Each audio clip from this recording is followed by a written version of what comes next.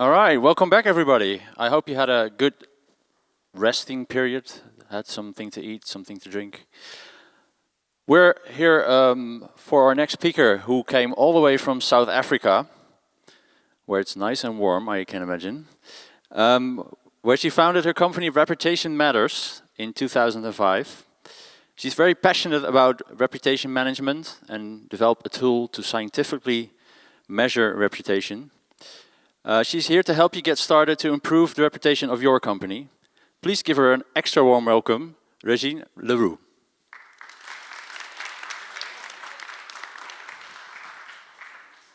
Thank you. Good afternoon, everyone. Thank you very much for the introduction.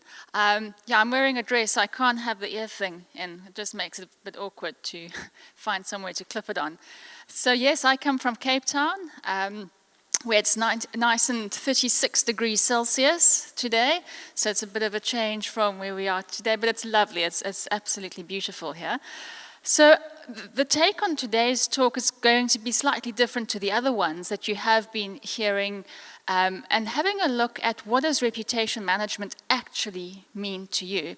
And I might actually give you some homework and things to do as well, to keep it a little bit more practical, instead of just being an information dump of what reputation management is, of what can you actually do as the minute you get back into the office as well.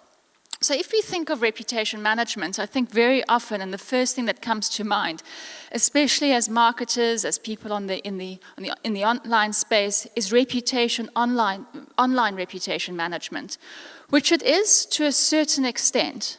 But I do want to take it a step back and go back to the basics and go back to our roots, in terms of actually having a look at the whole business. It's the whole business that builds the reputation of an organization. And it's being strategic, and ultimately looking at the audience. Who are the people that we want to reach out to? Because I think there's often a lot of money when we spend a lot of money on marketing, on SEO, but do we really understand the people that we want to reach, our audiences? And it's about reaching the C-suite, the CEOs, CFOs, CIOs who have access to approving budgets, who have access to making decisions. And they want to often see, or they definitely want to see a return on investment. So they think in numbers. They want to hear what are the numbers. So one of the key things when we develop this reputation model, and I'll take you through it in a bit, is speaking the language of the C-suite in percentages, to be able to say our reputation is 68%, 70%, because of these different elements. And those are the elements that we're going to be having a look at.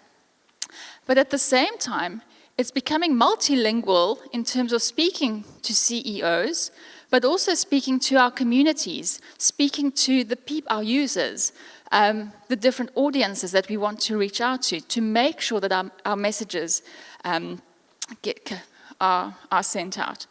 So it is all about being strategic, and just, I think often we see there's some kind of a panic, or when there's a crisis, things have to happen now. But if we proactively manage our reputations, if we can identify those reputational risks, then we won't have to have the emergencies or the crisis scenarios, but it will also help us to know how to manage the crisis scenarios.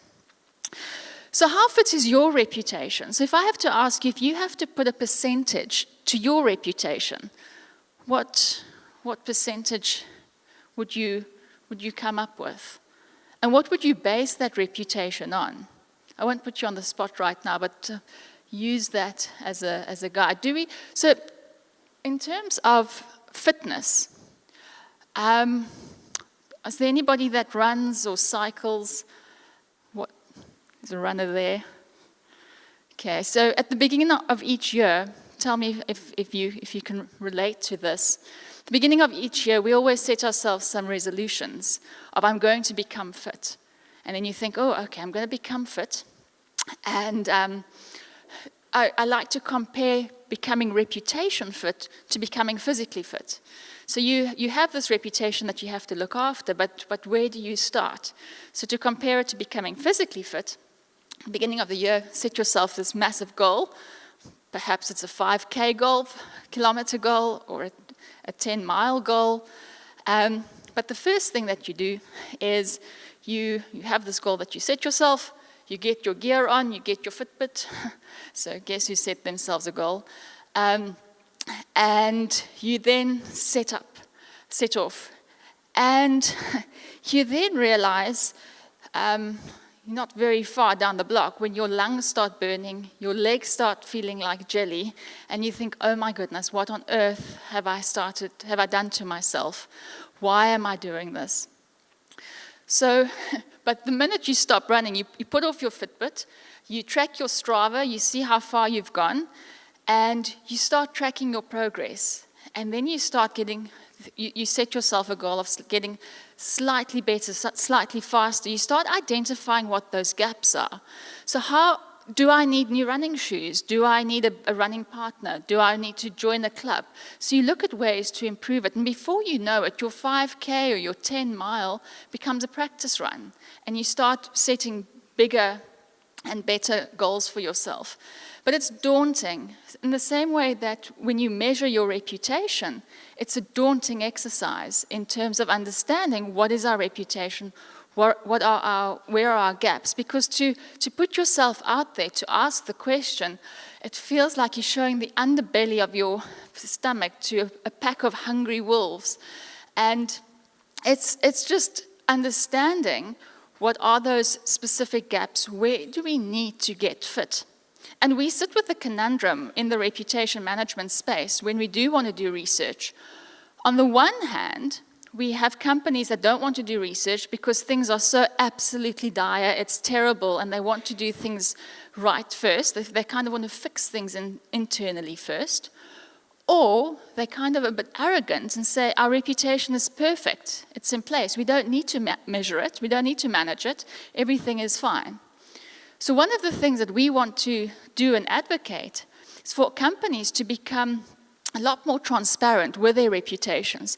Because ultimately, if you've got a good reputation, people want to do business with companies that have a good reputation, that are reputable, because by association, they're going to be impacted.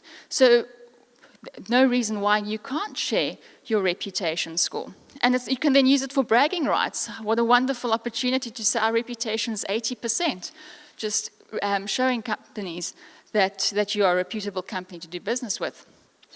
But what is important, just linking it back to the fitness thing again, is balance. There really has to be balance in every single thing we do. We can't focus too much on one area. And we often see that there's a lot of focus when it comes, so there has to be focus. If you're going to be focusing on one area too much, then things are going to look a little bit out of place. So there's always seems to be,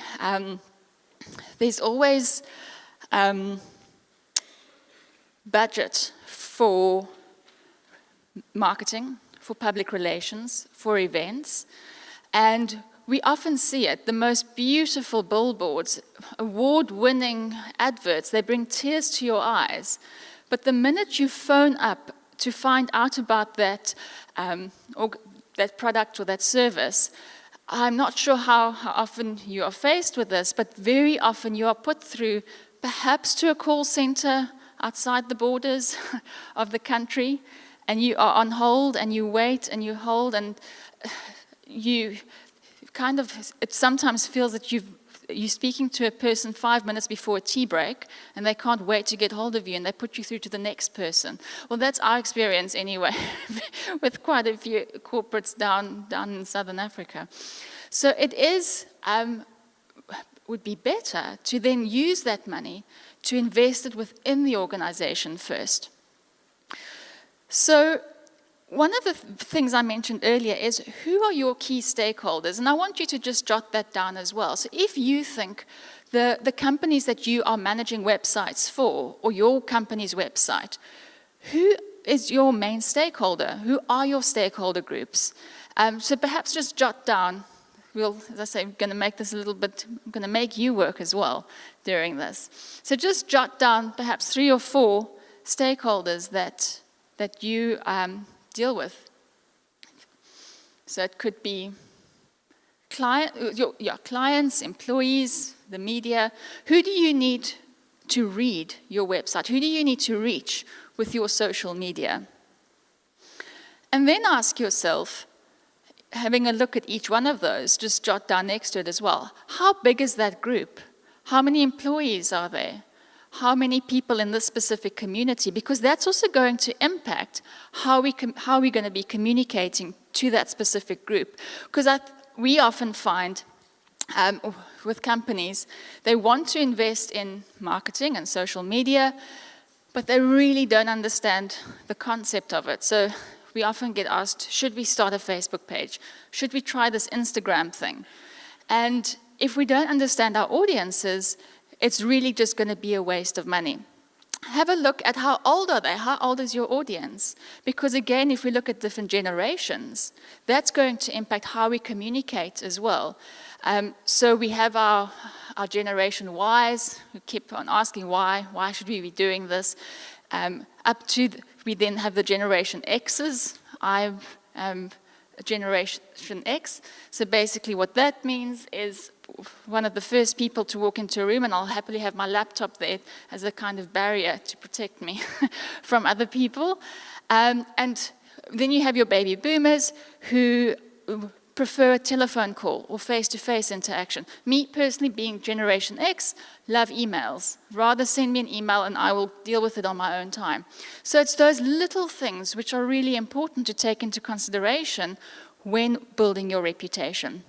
What is their gender? What access to technology do they have? Because there's a lot more focus, especially on Africa. We are working a lot in Africa with different within different countries, and the cultures, each culture is so different, which needs to be taken into consideration. You have chiefs that we have to speak to. It's very male-dominated, so we need to be very careful how we actually get buy-in to be communicating to different communities. Access to technology. So on the one hand, our lives are driven by artificial intelligence. On the other hand, especially in South Africa and Africa, we sit with a scenario where people have never been in front of a computer. So how do we reach them as well?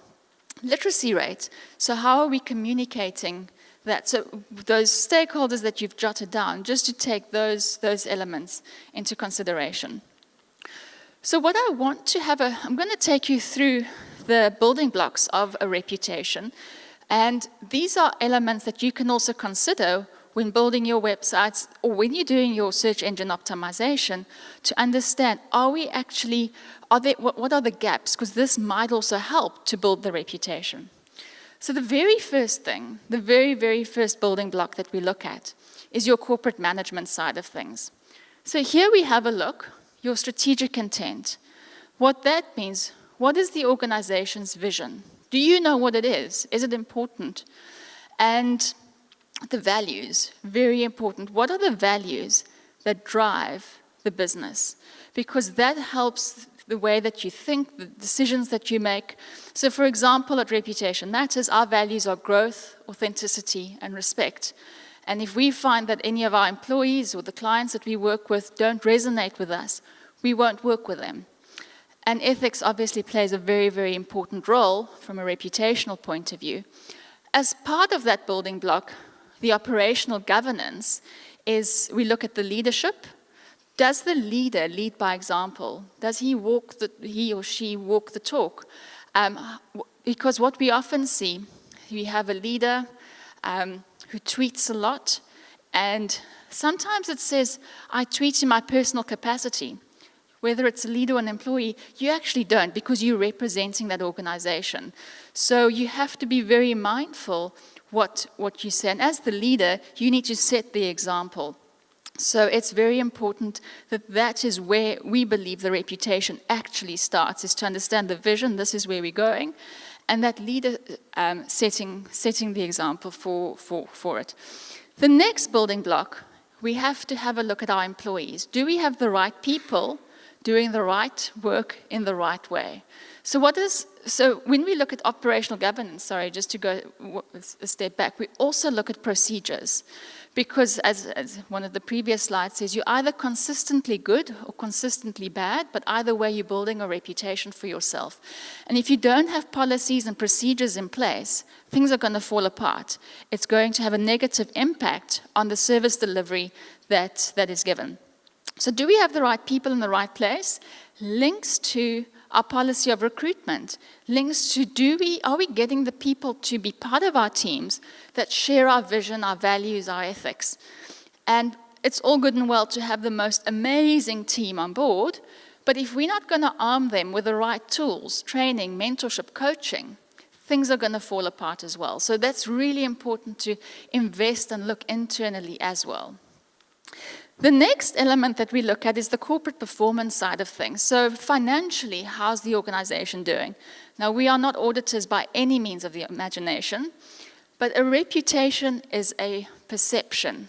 It's not necessarily the truth, but it's somebody's reality. And it's that reality that gets communicated to friends, to family, to other business people. When you are out at a restaurant over the weekend, that is the perception. So is this organization perceived to be sustainable, to be profitable? The value offering, if I have to ask you, to describe the offering, your unique selling proposition, what makes your organization unique in 8 words, can you easily jot down 8 words? Or are you finding that you're jotting down 1 word, or is it a whole paragraph? Can you easily and fluently jot down or say in 8 words what it is that you do? Now, if I have to ask you, your colleague or the person that's the receptionist, their 8 words, is it the same as your 8 words? Is it the same 8 words shared across the company? Because that is the golden thread of what needs to be communicated as well. If everybody's not on the same page, there's going to be a gap. And then the business results. How transparent is the organization when it comes to sharing their financial information? Now, I think many of you might have seen the news, and that's specifically a big issue that we faced with, is the whole corruption. So that's something that what we're driving very much is the transparency of finances for corporates. And that's also why I'm encouraging people to share their reputation scores. Then we have a look at corporate positioning. And what this means is, who do we do business with? So from a strategic alliance point of view, who are our partners? Who are our suppliers? Do they share our values? And because whoever you do business with, by association, impacts your reputation. So you can't say that you are an environmental company, but you are importing products from China using ships, for argument's sake. That's not authentic in any way. A component of this as well is your corporate social investment. So how are you sustainably investing in the communities in which you work? And it's not just a matter of giving a check to the nearest NGO, but it's making a sustainable difference. So we often get clients that say to us, but people just want to know that we actually are good bookkeepers, as an example.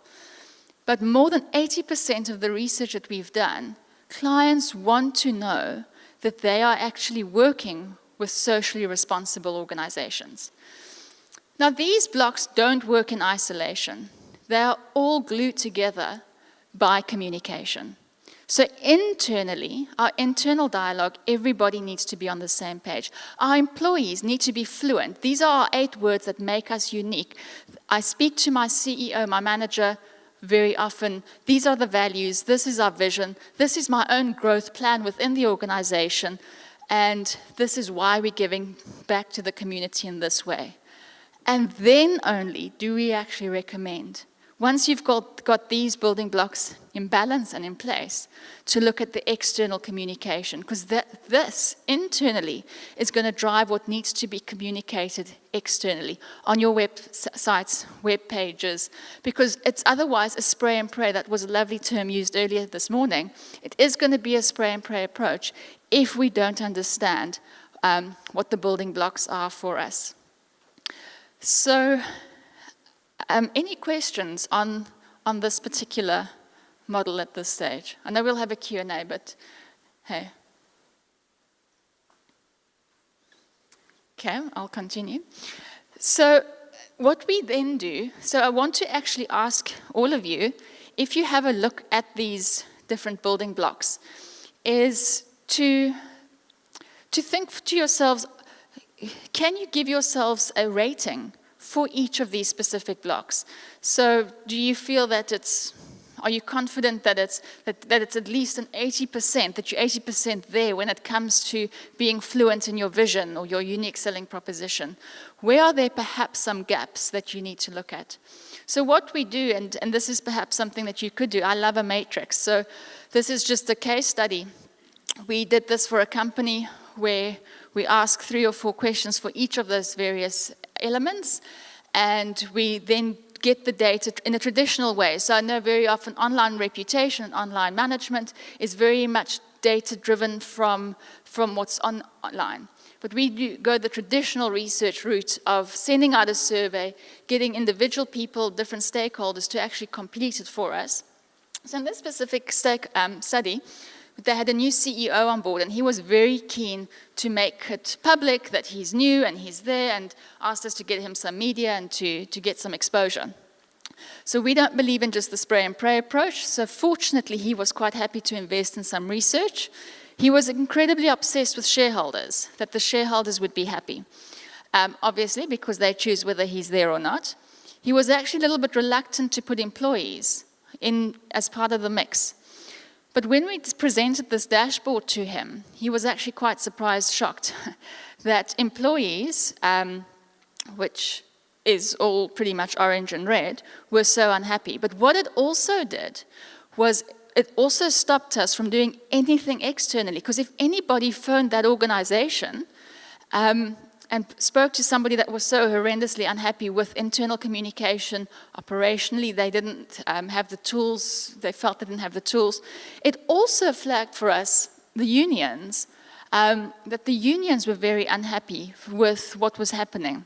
So we actually were able to mitigate a strike situation.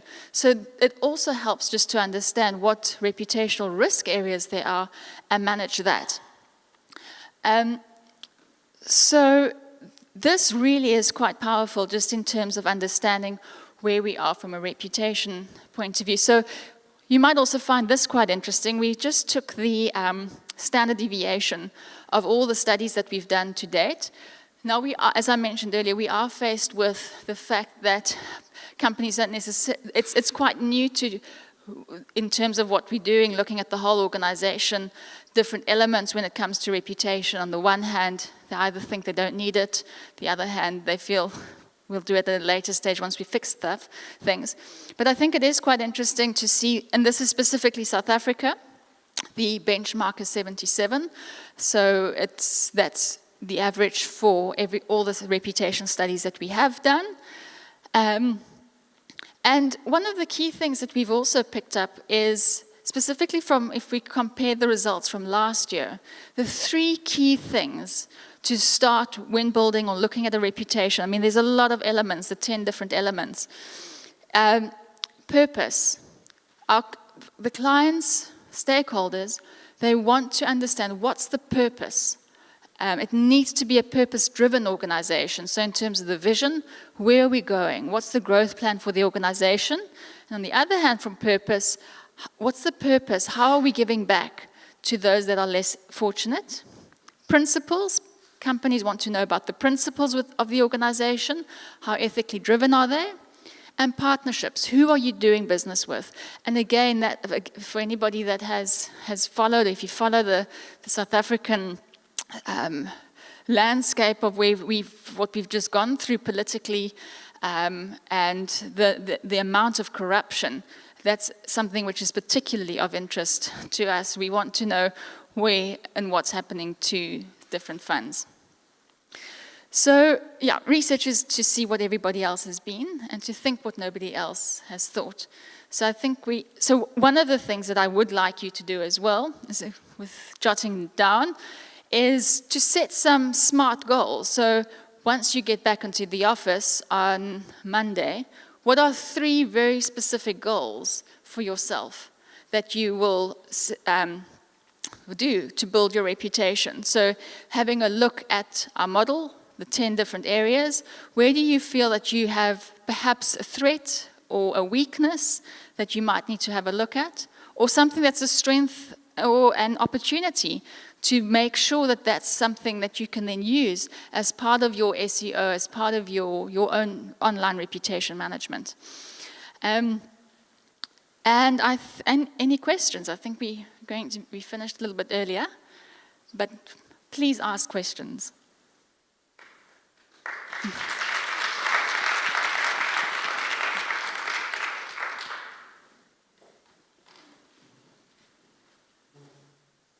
Question over here.